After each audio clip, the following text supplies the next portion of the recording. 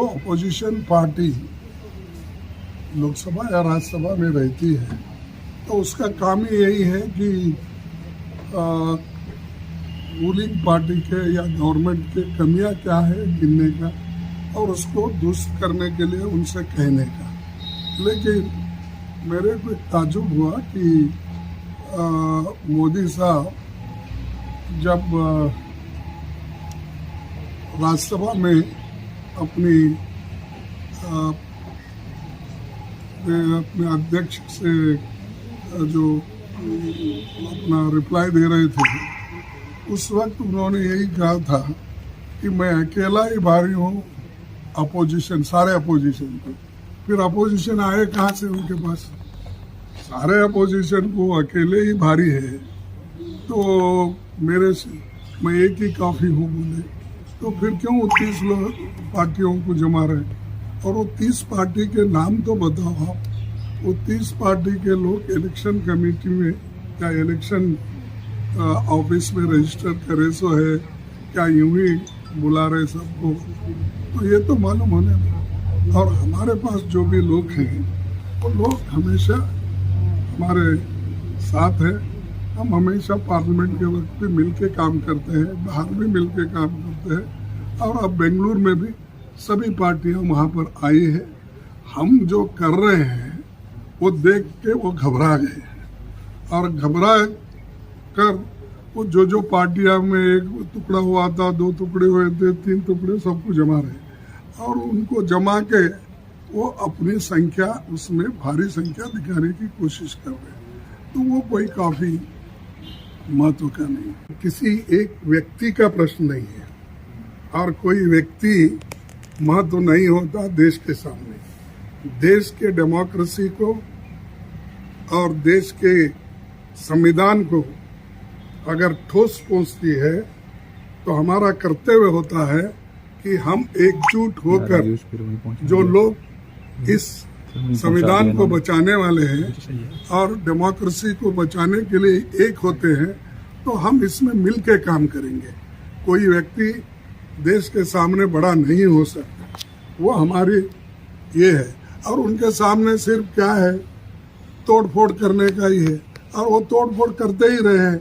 और जब उनको मौका मिलता है जो चुन के आते हैं उनको तोड़ते हैं और ये भी कहते हैं कि हमारी बड़ी पार्टी हो गई है, ये हो।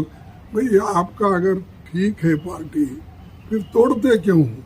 चुने हुए लोगों को आप ले जाते हो और उस यहाँ जब तक वो कांग्रेस में रहते, जब तक वो डीएमके में रहते, जब तक वो दूसरे हमारे पार्टियों में रहते, जब तक वो एनसीपी में रहते और या जेडीयू में रहते हैं, आरजेडी में रहते हैं और या टीएमसी में, और उस वक्त वो करप्ट रहते हैं। और आप जब बुला लेते हैं तो आपके वॉशिंग मशीन में आकर वो क्लीन हो जाते हैं और आप वो जो काला कपड़ा डाल के वाइट निकालने में मशहूर है और दूसरों को भी यही बोलते हो।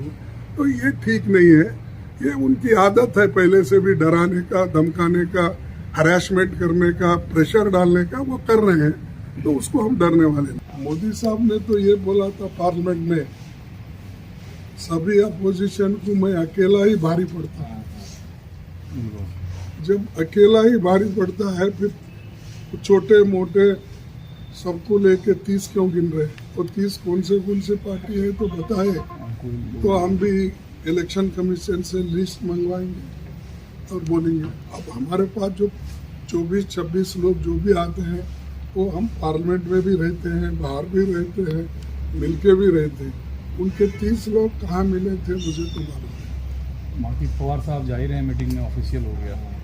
नहीं, पवार साहब से मेरी आज बात हो गई और पवार साहब ने उन्होंने कहा कि आज उनकी असेंबली शुरू होने की वजह से थोड़ा उनको दिक्कत है तो मैं कल हाजिर रहता हूँ। उन्होंने रात में मुझे बताया तो वो आ रहे हैं, उसमें कोई चिंता नहीं। पहले भी आ रहे थे, सभी प्रोग्राम हुआ था, लेकिन असेंबली आज शुरू हो रही है महाराष्ट्र में तो वो चाहते हैं कि आज का दिन वो वहाँ रहे और कल आने के लिए वो कहे हैं। और मुझसे भी बात हो गई उनसे।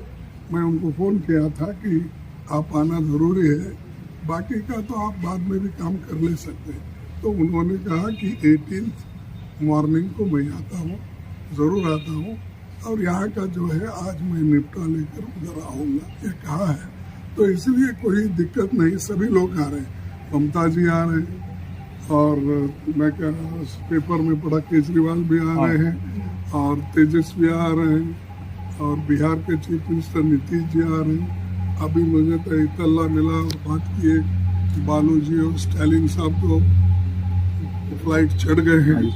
तो सभी नेता लोग माफ करना, किसी का छूट गया तो ये भी मुश्किल हो जाएगी, लेकिन सभी जो लोग प्रॉमिस किए हैं, या हम जो लोग पटना में मिले थे और भी लोग हमसे जुड़ गए हैं, और जुड़ के हम ये काम करेंगे।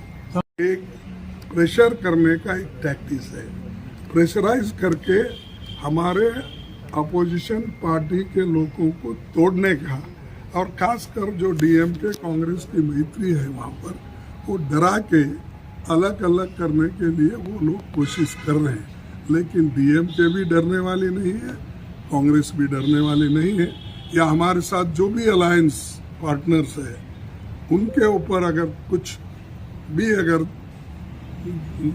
जोर जबरदस्ती हो गई तो उसके खिलाफ हम लड़ते रहे।